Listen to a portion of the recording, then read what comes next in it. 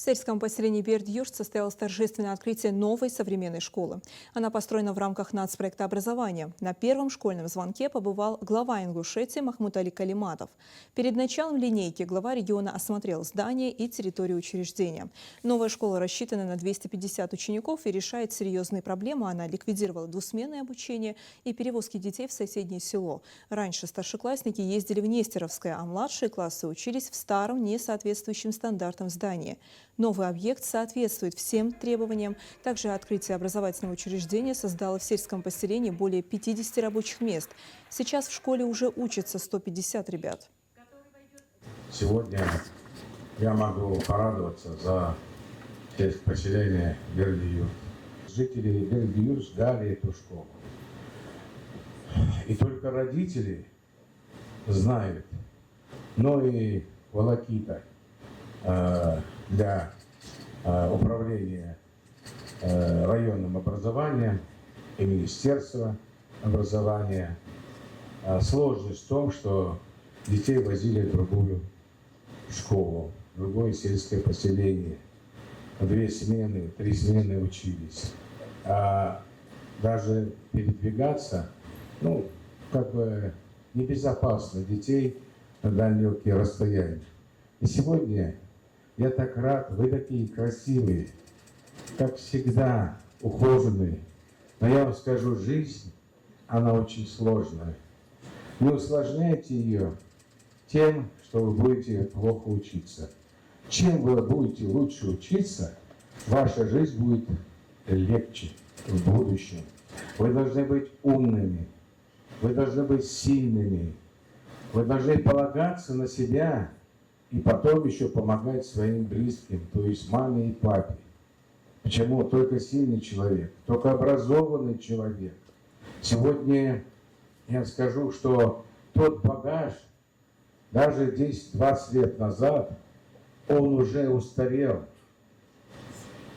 Сейчас все вперед идет. Цифровизация, искусственный интеллект.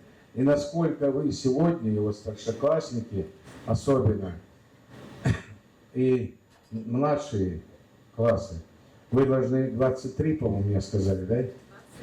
21 первокласс. Это такое богатство, это долго, уюта, но в следующем году, я думаю, будет 40. Надо все-таки школу заполнять первоклашками.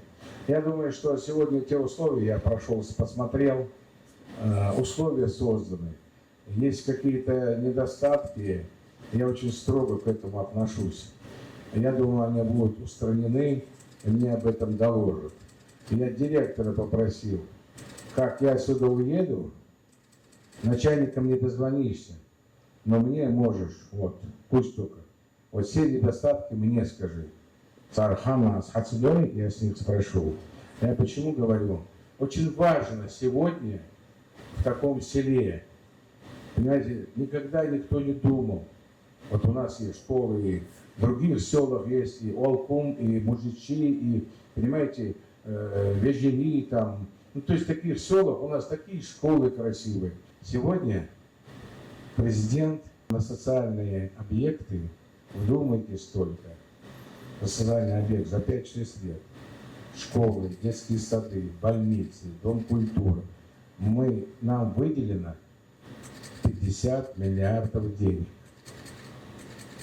И более 50 детских садов, более 50 школ, более 25 дом культур, больницы, ФАБы, ФОКи.